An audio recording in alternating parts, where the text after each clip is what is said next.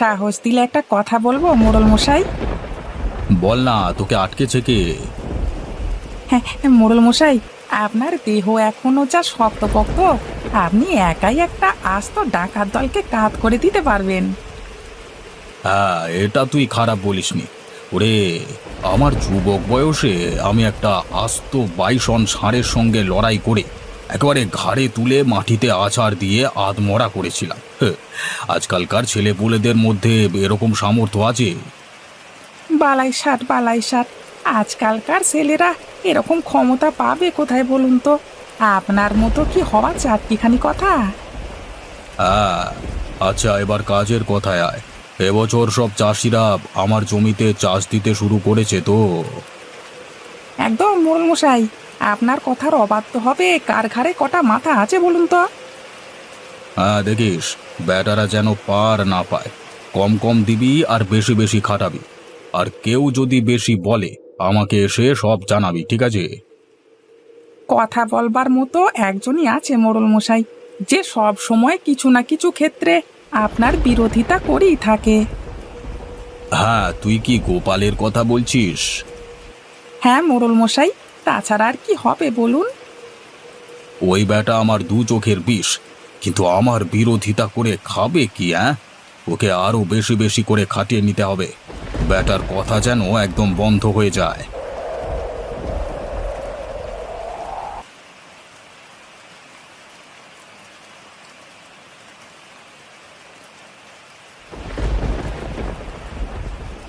গিন্নি, ও গিন্নি, তোমার রান্না কি হলো গিন্নি? আমি মাঠ থেকে এসেছি, বেরিয়ে এসো। এ কি গো, তুমি তো একদম ভিজে গেছো। কি আর করব বলো গিন্নি, কষ্ট করলে তবেই তো কেষ্ট মিলবে। তুমি আগে ভিজে গা মাথাটা মুছে নাও, না হলে যে তোমার শরীর খারাপ করে যাবে। না বউ, আমার কিচ্ছু হবে না। বৃষ্টিতে ভিজে ভিজে আমার অভ্যেস হয়ে গেছে। তোমার কি রান্না হয়ে গেছে? তাহলে আমাকে এই দাওয়াতেই দুটো খেতে দিয়ে দাও না। হ্যাঁ গো, আমার রান্না শেষ, তুমি বসো, আমি তোমাকে খাবার নিয়ে এসে দিচ্ছি। উম, উম, উম, উম, আহ, আমারও খাওয়া শেষ। এবার আমি মাঠে গেলাম। হ্যাঁ, অনেক কাজ বাকি আছে। না করলে জমিদার বাবু আবার আমাকে শাস্তি দেবেন। তুমি খেয়ে নিও, আমি কাজে গেলাম, কেমন? আচ্ছা গো, এসো।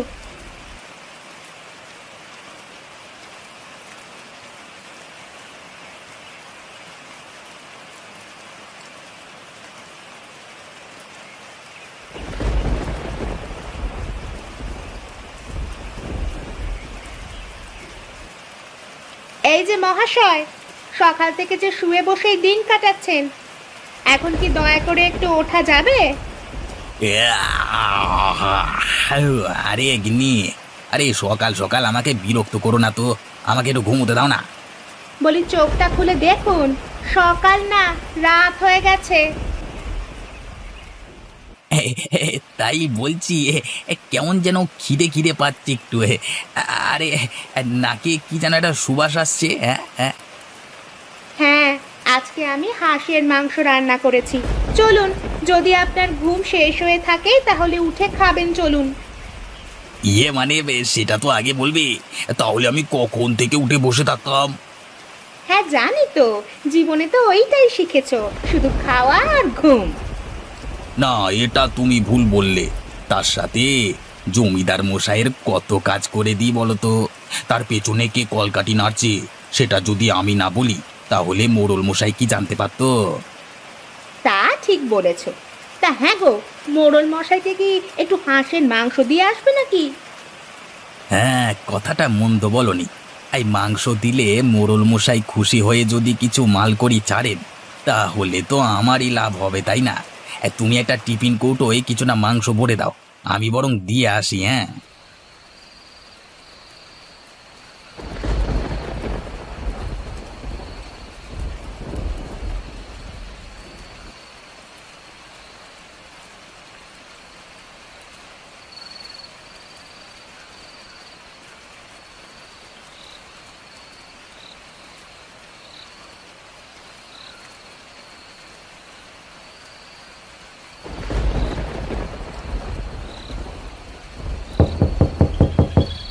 এ কি, এত রাতে আবার কে এলো? এত রাতে আমার সঙ্গে কার দরকার থাকতে পারে? বাবু, এ চোর ডাকাত নয় তো? এই, মোড়ল মশাই দরজাটা খুলুন। আরে এই যে নগেনের গলা, ও এত রাতে এসেছে মানে কিছু না কিছু খবর আছে। রামু, জলদি দরজাটা খোল।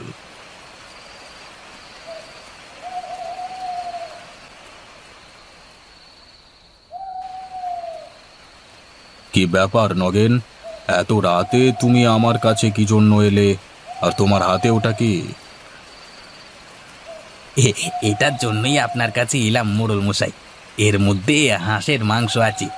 গিন্নি আজকে একটু নিজের হাতে তৈরি করেছে কিনা, আপনাকে না দিয়ে তো মানে ভালো মন্দ খাওয়া যায় না, তাই আর কি।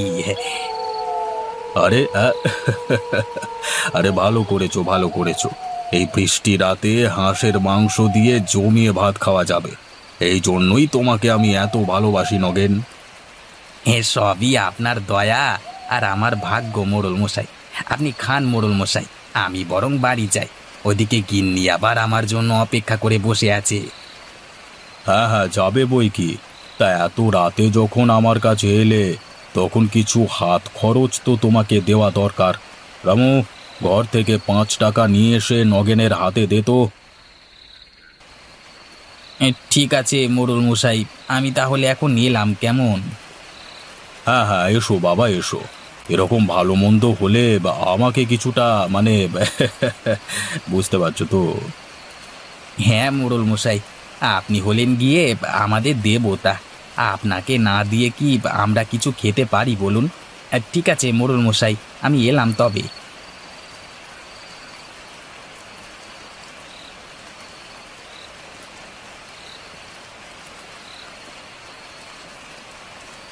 বেটা কঞ্জুস মোড়ল, কোথায় ভাবলাম 100-200 টাকা দেবে, তা নয় 5 টাকা হাতে ধরিয়ে দিল।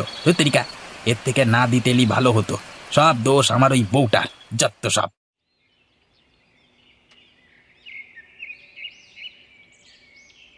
গিন্নি, এখন যদি আমি কাজে না যাই, তাহলে তো মোড়ল মশাই আমাকে আস্ত রাখবে না, টাকা পয়সাও আমাকে দেবে না। ও নিয়ে তুমি চিন্তা করো না, আমাদের ঠিক কিছু না কিছু করে চলে যাবে। কিন্তু এখন যে আমাকে ওষুধ আনতে হবে, সেই ওষুধ কিনবার টাকা যে আমাদের কাছে নেই গো। তুমি চিন্তা করো না গিন্নি, আমি এমনি ঠিক হয়ে যাব। গোপাল, গোপাল কোথায় তুই? বাইরে বেরিয়ে আয়।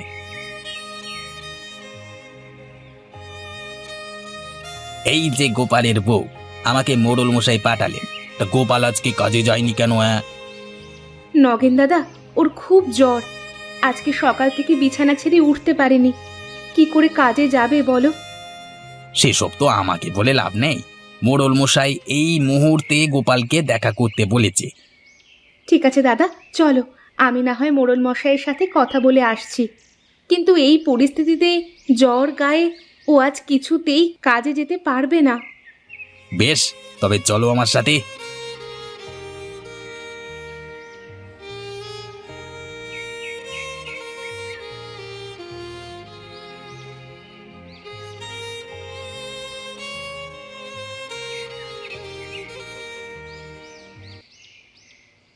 এই যে মোড়ল মশাই, গোপালের স্ত্রীকে একেবারে পাকড়াও করে আপনার কাছে নিয়ে এসেছি। মিথ্যে বলছো কেন নগেন দাদা? মোড়ল মশাই, আমি নিজের ইচ্ছেতেই আপনার কাছে এসেছি সত্যিটা জানাতে। তা কি সত্যি জানাতে এসেছো তুমি গোপালের বউ? মোড়ল মশাই, সত্যি এটাই যে আজকে ওর প্রচণ্ড জ্বর এসেছে, তাই ও আজকে আপনার কাজ কামাই করেছে। না হলেও কোনো দিন আপনার কাজ ফাঁকি দেয় না। হ্যাঁ, তা জ্বর এসেছে, ওষুধপত্র খাইয়ে সুস্থ করো, তারপর কাজে যেতে বলো। আসলে মোড়ল মশাই, ওষুধ কিনবার মতো টাকা আমাদের কাছে নেই। আপনি যদি দয়া করে ওষুধ কিনবার টাকা আমাকে দেন, তাহলে খুব ভালো হয়। দিতে পারি, তবে একটা শর্ত আছে। না না মোড়ল মশাই, আপনি এই ফকিরদের টাকা দেবেন না, 1 টাকাও ফেরত পাবেন না আপনি। তুমি চুপ করো নগেন। হ্যাঁ গোপালের বউ, তোমাকে যেটা বলছিলাম, কি শর্ত মোড়ল মশাই? টাকা তোমাকে দিতে পারি, কিন্তু তার বদলে আমাকে আজকে হাঁসের মাংস রান্না করে খাওয়াতে হবে। এ আর এমন কি মোড়ল মশাই, আমি আজকে দুপুরেই আপনাকে হাঁসের মাংস রান্না করে খাওয়াচ্ছি। মোড়ল মশাই, আমার স্ত্রী লতা থাকতে এসব গরিব ফকির লোকেরা কেন আপনাকে হাঁসের মাংস খাওয়াবে? আমার স্ত্রী আপনাকে রেঁধে খাওয়াবে, আপনি যখন বলবেন তখনই খাওয়াবে। হুম, তোমার এই কথা শুনে আমার মাথায় একটা নতুন চিন্তার উদয় হয়েছে। কি চিন্তা মোড়ল মশাই? আজকে দুপুরে আমার বাড়িতে হাঁসের মাংস রান্নার প্রতিযোগিতা হয়ে যাক। গোপালের স্ত্রী রমা এবং তোমার স্ত্রী লতার মধ্যে যে আমাকে সেরা স্বাদের হাঁসের মাংস খাওয়াতে পারবে তাকে আমি আমার তরফ থেকে 2000 টাকা পুরস্কার দেব। এই ঠিক আছে মোড়ল মশাই, তবে তাই হোক, তাই হোক, তাই হোক।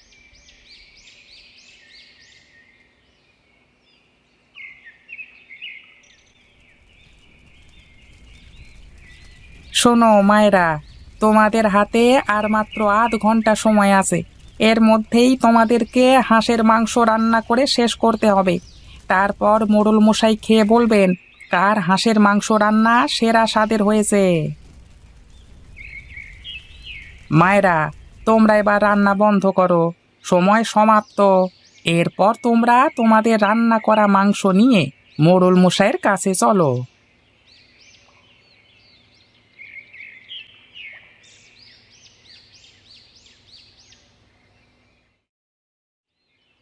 বাহ বাহ বাহ বাহ বাহ! তোমাদের দুজনের রান্না করা মাংস আমি আগে পরখ করি, তারপর কে বিজয়ী হয়েছে সেটা ঘোষণা করব। হুম হুম, ঠিকই আছে। হুম হুম হুম হুম হুম হুম, এ কি খেলাম আমি! এ যেন অমৃত। সেই ছোটবেলায় খাওয়া হাঁসের মাংসের কথা মনে পড়ে গেল, যেন আমার মা এসে আজকে রান্না করে দিয়েছে এই মাংসটা। হ্যাঁ, এতক্ষণে তোমরা নিশ্চয়ই বুঝতে পেরেছ আজকে সেরা স্বাদের হাঁসের মাংস কে রান্না করেছে। তাই আজকের বিজয়ীর পুরস্কার পাবে গোপালের স্ত্রী রমা। এ অন্যায় মোড়ল মশাই, এ অন্যায়। কোনো অন্যায় নয়। শোনো নগেন, শুধু মশলাপাতি দিয়ে রান্না করলেই হয় না, রান্নাটা মন থেকে করতে হয়, যেটা তোমার স্ত্রী পারে না। কালকে রাতে তুমি যে হাঁসের মাংস দিয়ে গেছিলে সেটা আমি একবার মুখে দিয়েই দেখেছি। তার মতো বিস্বাদ রান্না আর দুটো হয় না। তার মানে? তার মানে এই যে গোপালের স্ত্রী রমা রান্নাটা ভালোবেসে করে, যাতে অপরজন খেয়ে তৃপ্তি পায়।